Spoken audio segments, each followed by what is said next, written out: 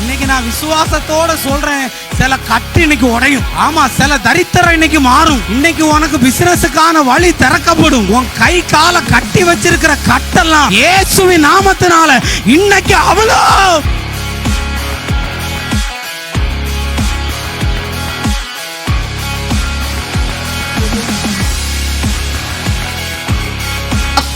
எப்பொழுதுமே தேவனிடத்திலிருந்து நம்மை பிரிப்பவன் அல்ல. நாம எப்போதெல்லாம் அவரை மறக்கிறோமோ அப்பொழுதெல்லாம் அந்த சத்துருவை எழும்ப பண்ணி நமக்கு குடைச்சல் தந்து கர்த்தரிடத்திலே நம்மை சேர்க்கிறவர்கள் தான் சத்துருக்கள்.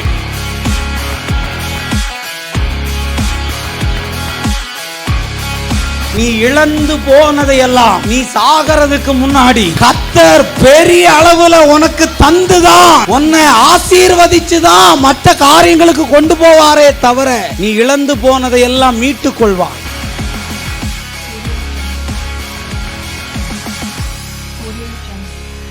கர்த்தருக்குள் அன்பான தேவ பிள்ளைகளே, ஆண்டவரும் இரட்சகருமாகிய இயேசுவின் நாமத்தில் உங்களுக்கு என் அன்பின் வாழ்த்துதலை தெரிவிக்கிறேன்.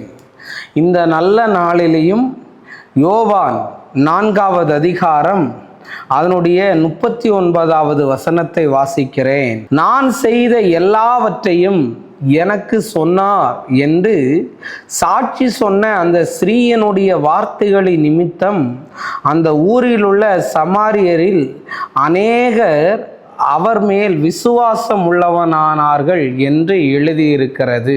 இன்னைக்கு என்னை மாற்றின ஆண்டவர் உங்களையும் மாற்றுவார் என்று நான் பேச விரும்புகிறேன். ஒரு சமாரியா ஸ்திரீ ரகசியமாய் செய்த எல்லா காரியத்தையும், நான் யாருக்குமே தெரியாம பண்ணின தப்பை எல்லாத்தையும் ஒருத்தர் எனக்கு வெளிப்படையாய் சொன்னார்னு சொல்லி நான் வெளியில நல்லவ வேஷம் மாதிரி போட்டுக்கிட்டு இருந்தேன். ஆனால் உள்ளுக்குள்ள நிறைய தவறுகளை பண்ணி கொண்டு இருந்ததை, நான் செய்யாததை சொல்லலை, நான் செஞ்சதை எல்லாம் ஒருத்தர் எனக்கு சொன்னார். அதனால் அவரை பற்றி நான் உங்கள் எல்லாத்துக்கும் சொல்கிறேன், நீங்களும் அவர்கிட்ட போங்கன்னு சொல்லி அந்த ஊரில் உள்ள எல்லாத்துக்கும் ஒரு சாட்சியாய் அவள் வாழ்ந்தாள். இன்னைக்கு நானும் என்னுடைய சாட்சியை அந்த சமாரியா ஸ்திரீ மாதிரி உங்ககிட்ட சொல்கிறேன். நான் செய்த எல்லாத்தையும் எனக்கு ஒரு தீர்க்கதரிசியா இருந்து இயேசு சொன்னார். மகனே, நீ செய்கிறது தவறு என்று சொன்னார். நீ அந்த வழியில போனது தப்பு என்று சொன்னார். இதை நீ பண்ணியிருக்க கூடாது என்று சொன்னார். நீ ஞானம் இல்லாமல் செய்த நிறைய காரியத்தினாலதான் நீ இவ்வளவு கஷ்டப்பட்டேன்னு சொன்னார்.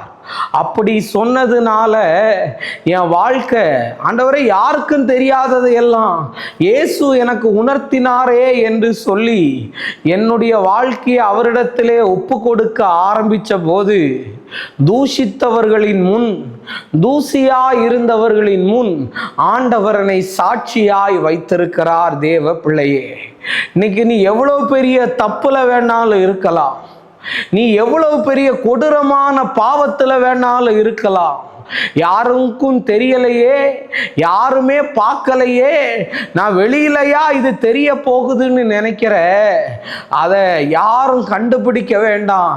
நான் சொல்ற இயேசு என்கிற தீர்க்கதரிசி உன்னுடைய அந்தரங்கங்களை அறிந்திருக்கிறவர்.